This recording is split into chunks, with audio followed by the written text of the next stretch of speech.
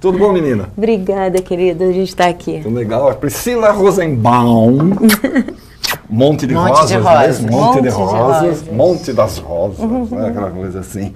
Diretamente do Rio de Janeiro, meninas. Sim, felizes de estar em São Paulo, nesse mundo que a cultura é muito bem-vinda. Agradeço a vocês, paulistas, por estar aqui. A gente que agradece vocês por trazerem coisas boas pra gente. A gente ficou em cartaz 3 meses no Rio e agora estamos vindo para São Paulo, para o Teatro FAP. A guerra não tem rosto de mulher. Decididamente não tem mesmo. Não. Né? Não tem rosto de mulher. É um texto... Da Svetlana, ela é bielorrussa. Bielorrussa. Ela esteve na Flip aqui em 2015 como convidada de honra. Ela ganhou o Nobel de Literatura Nobel de Literatura, tá. E ela é uma jornalista, foi a primeira jornalista a ganhar o Nobel de Literatura.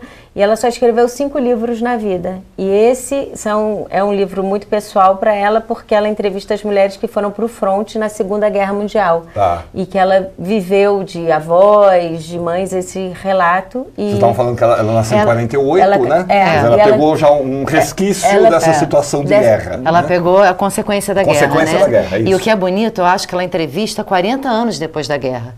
Porque aí não é a realidade, é o que ficou da guerra nessas mulheres. É o que gravou. É o que gravou. São mulheres que hoje em dia estão velhas, quando ela entrevistou, em 1980 Não tão velhas, 50 e poucos para 60 anos. Velhíssimas. Novíssima, pelo amor da Santa Maria. E mulheres que foram para a guerra com 16, que foram para a guerra achando que a guerra ia durar um dia, 2 dias, e durou 4 anos, né? E ela entrevista mulheres alemãs, russas, como é que é? Só as russas. Só as russas. Só as russas. Só as mulheres russas.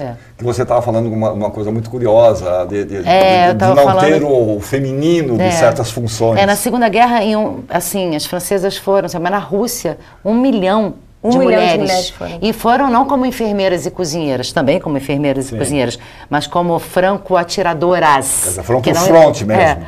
Foram como piloto.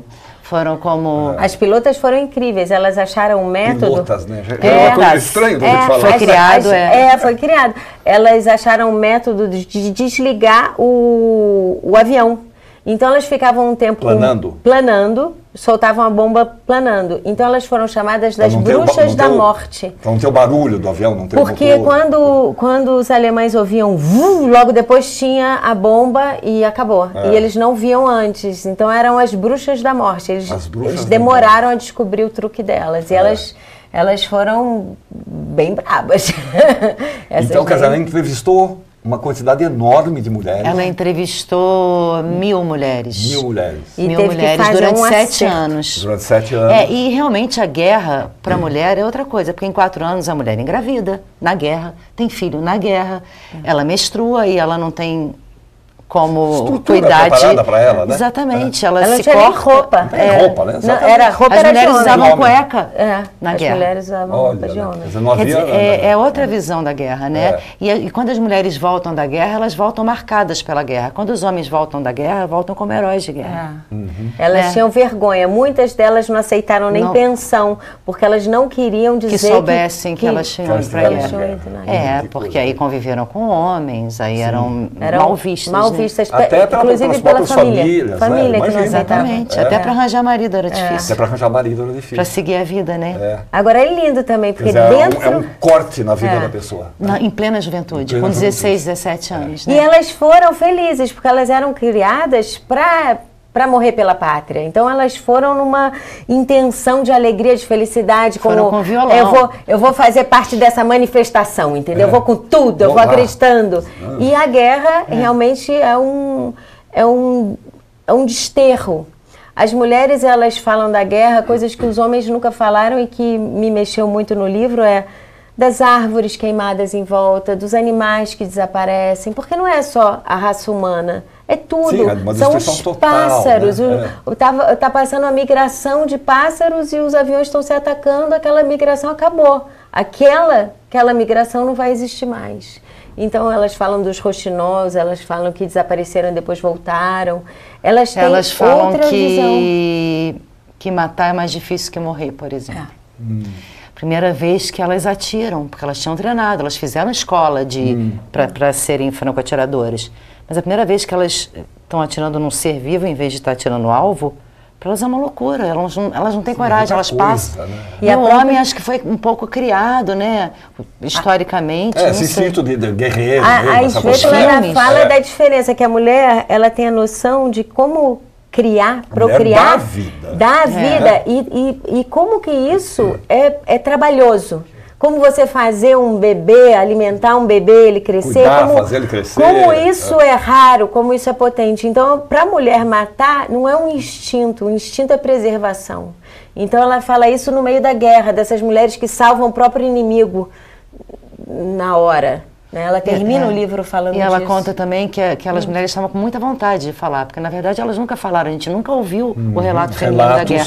Então que elas começavam a contar, se emocionar, 40 anos depois, imagina, ou 30 e poucos anos depois, chorar, gritar, berrar, às vezes tinha que chamar a ambulância. E elas gritavam antes de entrar na ambulância, volta que eu tenho mais coisa para contar, volta! É uma loucura. E assim, parece um livro de Dostoiévski, porque é de uma grandeza, essas mulheres, porque... Ela fala, na guerra e no amor, você está no seu extremo. Você é o que você é mesmo, né? Não tem máscara. Então, são relatos muito bonitos, muito tristes. Agora, ela publicou isso em forma, vamos dizer, de um documento jornalístico. São relatos mesmo. São relatos. Aí tem a assinatura de quem é. Olga, não sei o quê, não sei o quê. Claro. Por isso que para o ator também é maravilhoso, porque quando você lê o livro, tem a pontuação de alguém que está pensando. Que eu estou te contando a história e eu volto no tempo, aí eu lembro de outra coisa. Então tem isso, que é muito verdadeiro, muito real, no livro em pontuação. Então, agora, como é que vocês colocaram isso no palco? Então, ela são 3 atrizes, vocês duas. E mais a Luísa Thierry. Luísa Thierry. Então, ela entrevistou 1000 pessoas e botou no livro 300 relatos, que ela diz que hoje em dia ela botaria outros, porque é muito difícil escolher. Nós pegamos 300 relatos, esses 300 relatos, um livro dessa grossura, e botamos o quê? 40? E 1h10 de espetáculo. Tem 1h10 de espetáculo. Então, claro que a gente tem mais 3 peças que a gente gostaria de fazer. Vários textos de cor que a gente ama, que a gente é revoltada de não ter colocado, que não deu na peça. E a gente criou uma dramaturgia. Mas a gente queria contar uma elas história... dialogam entre si, as 3 mulheres? Sim, com certeza. E às vezes não, às vezes sim. E também a gente tinha uma vontade, que eu acho que é a vontade do diretor, o Marcelo Bochari, ele ficou anos trabalhando na Dinamarca, veio para dirigir esse espetáculo. E eu escolhi fazer esse espetáculo porque a Svetlana me tocou muito como uma mulher extremamente amorosa, humana. E esse texto, ela não escreve uma apologia sobre a guerra, pelo contrário. Ela faz a gente lembrar da importância da vida, do valor da vida, do direito à vida. Então, a gente também teve esse filtro de levar o espectador a ter uma relação de beleza e de valor e horror ao mesmo tempo. Ao mesmo tempo. É inacreditável assim, de como lembrar as o que fazem é guerra, né? importante. Infelizmente o texto é atual. Infelizmente, não deveria ser. Acabamos de ter as notícias da Somália, você viu o que está acontecendo na Somália, ataques terroristas, 600 pessoas, quer dizer, é uma coisa absurda, né, que continua acontecendo e sei lá. Então esses relatos têm que ser lembrados. A gente lembra deles para dizer não, temos outras formas de nos entender. A gente Carol, tem aquele texto que a gente fala uma hora lá, a gente pensava que quando a guerra acabou e a vitória foi anunciada, que todo mundo seria feliz e que o mundo ia ser bom. Depois dessas coisas terríveis que a gente passou, e o que a gente aprendeu? Né? Como é que a gente está vivendo? Como é que... Essa pessoa, por exemplo, que fala esse texto, porque ele foi tirado do livro, era uma mulher que viveu como enfermeira em Stalingrado, que foi o pior lugar da guerra na Rússia, que foi o pior. Ela viveu 4 anos lá. Caramba. Então, o texto da Svetlana termina com os relatos desta mulher. E essa mulher fala no final uma coisa muito linda, que é um texto que a Priscila fala no meio do espetáculo, que eu tinha que salvar o meu coração. Como é que é? É que ela, enfim, ela está arrastando um inimigo e um tanquista. E ela olha, quando ela vê que ela está arrastando um inimigo, ela fala, caramba, os nossos morrendo, eu salvando a vida de um inimigo, Deus me livre, aí sai arrastando o outro. O tanquista, né? Dela. E aí ela fala, não, eu tenho que voltar, porque não existe um coração para amar e um coração para odiar. O ser humano só tem um coração, eu preciso salvar o meu coração. Eu preciso botar amor no meu coração, não posso ter ódio daqui e amor aqui. Isso não existe, a gente não tem essa... Dá preferência a um e deixar é inimigo, mas está morrendo. Mas é um ser humano. Tá e a Svetlana... Isso é uma coisa também que deve ser muito forte, você vê seus companheiros morrerem. Né? As companheiras, no caso, né? morrem, e você vê isso, e a fulana vida, que estava aqui né? não está mais. Você volta para a sua cidade e a sua cidade não existe mais. Não existe mais. A sua casa não existe, às vezes e as fotos da guerra elas já estão sentadas em cima dos corpos, fumando um cigarro. Você vai se acostumando a tudo. A capacidade do ser humano de se acostumar é uma loucura, né? Você vai se desumanizando. Elas falam que assim, no primeiro dia ela passa mal como enfermeira segurando o corpo. No segundo dia ela já está encaixando o braço de uma pessoa, enrolando a perna. Ela fala, no primeiro dia eu gritei tanto no tiroteio, no bombardeio, que eu, para não ouvir os tiros. No outro dia eu nem lembrei que já tinha tiro, já estava indo salvar vidas, entendeu? Então elas falam isso, que é uma resiliência, né? É uma capacidade de adaptação.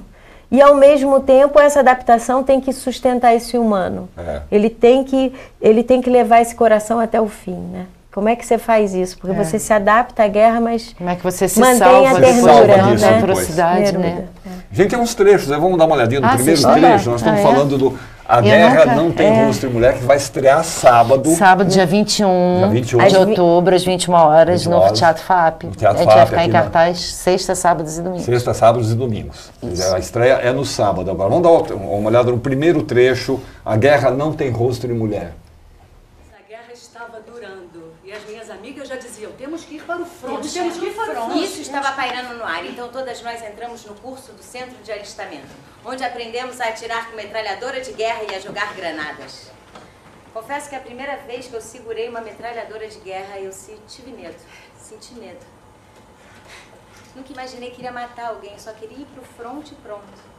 Bom, e a gente achou que seríamos só nós, mas chegando lá, você mal conseguia se enfiar nos corredores, tinha um jovem de todo o país ali. Mas apesar disso, à noite, conseguimos chegar no secretário, que já foi logo falando. O que vocês estão fazendo aqui se vocês não sabem nem atirar? Sabemos! Como onde? E primeiro socorro, sabem? Sabemos! Então ele já ficou calado e nos olhou com seriedade. E a gente tinha o tal trunfo, não éramos só nós, éramos 40 garotas. Todas sabiam atirar e prestar primeiros socorros. Voltem e esperem. Tem ideia de quantas mulheres foram? 1 milhão. 1 milhão. Temos ideia. 1 milhão. E na Segunda Guerra Mundial aconteceu das mulheres irem para as fábricas nos Estados Unidos porque perderam os homens. Aconteceu das mulheres realmente entrarem na sociedade como necessidade. Como mão de obra. Como mão de obra. E na Rússia, elas entravam com companheirismo, assim, elas diziam assim, ué, mas o outro voltou sem braço. E o meu amigo, o meu tio não voltou e tal. Quem que vai no lugar deles? Vou eu. O raciocínio delas era de parceria. Tá faltando a isso? Sou eu. E elas foram assim, e elas iam em bandos. A gente está falando 40 meninas de 15, 16, 17 anos indo para a guerra juntas, tipo colegas, vamos embora. Nessa cena que a gente viu, ainda é o começo, que ainda estão imbuídas naquele espírito de quando elas estão tentando ser recrutadas. Elas iam de violão, elas iam animadas, assim, elas pegavam um sapato de salto alto para ir para a guerra, tipo, iam com a melhor roupa. Era um acontecimento, eu vou para o fronte, agora estava todo mundo lá, agora eu vou. Brinca que a versão comédia, os homens estão na guerra, é pra lá que eu vou. Porque não é comédia esse. A gente viu lá, vocês usam um figurino único, né? Igual, padrão, né? Como se fosse um uniforme mesmo. Sem maquiagem, sem nada, tudo. Cara limpa, né? Cara limpa. E o cenário é limpo, a gente não tem nada no cenário, e só uma luz lindíssima do Aurélio De Simone. E exatamente porque a literatura a gente não consegue competir com a literatura. A beleza da literatura é você imaginar, é o contar. A imagem que você faz na sua cabeça é tão maravilhosa que a gente não pode tirar de você a possibilidade de você pensar, né? Então, a gente limpou essa ideia. E a essência do teatro, né? É isso, é a palavra, o ator em cena dando um texto. E tudo que ajuda ele a dar um texto, que é uma luz e uma música. Porque, né, e um parceiro bom. Um parceiro Fundamental. Jogar junto Agora, imagina o trabalho que deve ter dado para selecionar o que entra no espetáculo, né? A gente... E o que sai? E o que sai? Isso é pior, né? Cortar o que põe? Isso não cabe. Né? A gente usou muito improviso, né? A gente decorava textos, cada um pouco, e aí a gente a dramaturgia de nós quatro, do diretor e das 3 atrizes. Feito em conjunto. E nesses improvisos, a gente, naturalmente, ela vinha com um texto, aí eu lembrava de outro que eu já tinha. Ela lembrava de outro sobre mãe. Aí a outra já tinha, e isso ia linkando. Foi uma amarração, né? E depois a gente teve que pensar o que entrava, o que não tinha entrado, o que era importante lembrar. E nesse pensamento, aí, por exemplo, eu tinha um texto que explicava e condensava muito essa entrada das mulheres na guerra. A gente dividiu esse texto entre nós. Então, foram escolhas que foram acontecendo também no processo de estudo do texto, né? Olha, não entrou nenhuma mulher que fala diferente da guerra, que gosta da guerra. Vamos lá, tem mulher que gostou da guerra, né? Que deve ter, né? Que ela fala. Ela fala, eu tenho até medo de dizer, a guerra foi a melhor época da minha vida. Eu era feliz. Caramba! Foi onde ela amou, onde ela passou a juventude dela. Tem isso, né? E a construção da vida. E a adrenalina, né? Porque o normal, depois, é que a gente estava conversando, o normal fica muito normal depois da guerra. Quando você vive o limite, não é nada. Não é nada, é menos do que o normal, né? Tem um texto que não entrou, que é muito interessante, que é uma moça que está depois inaugurando um bonde na Rússia, e ela entra e uma pessoa morre no bonde.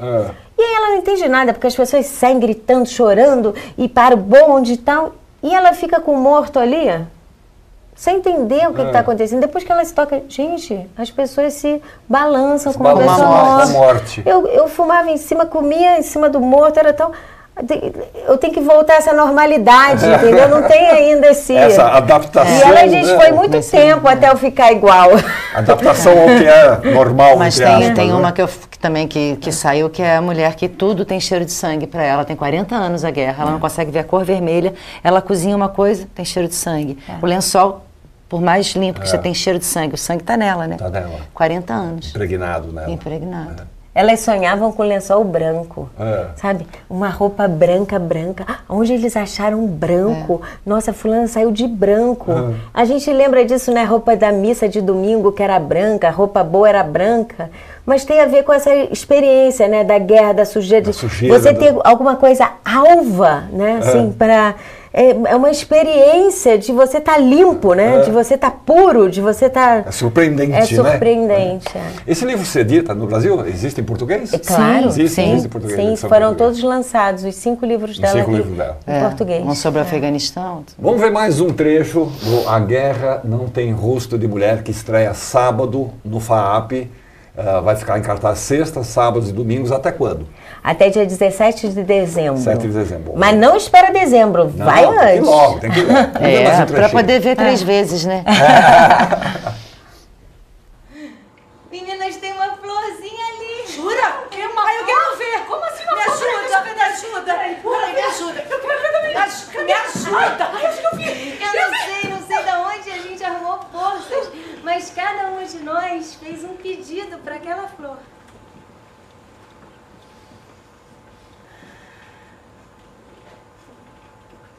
Era um dente de leão. Até hoje não cabe na minha cabeça como um dente de leão conseguiu subir ali em cima, ficar grudado ali. E agora pensando, eu acho que todas nós fizemos o mesmo pedido. Viver além daquele inferno. Dente de leão. Faz tempo que eu não vejo um dente de leão. Aquele sopradinho que faz o pedido. Faz tempo que eu não vejo isso. Eu tenho uma filha de 5 anos, mas quando ela acha um dente de leão, ela grita. Quase que o negócio sai antes da hora da gente pegar. Mãe! É aquela florzinha. É um capinzinho que você sopra e desmancha. Ele voa, e desmancha. E a ideia é que... E ela localiza um dente de leão no alto? No alto da cela. E aí, para elas, é um milagre. É um milagre mas de... É mesmo, né? Numa situação daquelas. Né? É ver Deus numa coisa, num detalhe, nesse... Eu acho que talvez seja essa a experiência da guerra ou da tragédia. Quando existe essa negritude em volta, onde tudo é morte, né? Às vezes a gente consegue, né, dar valor, ver o brilho, e aquilo é toda a vida que você precisa, né? É aquela luz acesa de uma vela na escuridão, né? Ela acontece. Depois as pessoas têm essa saudade dessa experiência, que essa experiência é quase, que a gente pode pensar em divina, vital, universal, que é a de brotar a vida do nada. Do nada. E você tem certeza que você quer estar vivo porque Porque tem um dente de leão. Ou seja, o impulso do ser humano é viver. O impulso do ser humano é viver. Com o dente de leão, o microfone, você, né? São as pequenas coisinhas da vida que dão valor, né, aos momentos. E que quando está muito normal, a gente não deixa de ver. Passa pra lá. A borboleta passou aqui e você não prestou atenção, né? Mas naquela hora, a borboleta foi tudo, né? Tem um sentido, né? Marcante. É marcante. Meninos, então a guerra não tem rosto de mulher. Sexta, sábado e domingos no FAAP estreia sábado agora, às 21 horas, né? Até 17 de dezembro. Isso. Pô, tomara que depois prossiga Amém. mais. Muito obrigado, muito obrigada a você pela oportunidade. Prazer, Priscila. Prazer te receber aqui. Dá um abraço para Luísa, né, que tá lá. E vocês estão indo e voltando do Rio, né? Toda semana agora, a partir da semana. Vou ficar com o sotaque paulista. Vai parar com esses... Vai voltar aqui para a gente checar isso. Para checar o site. O site.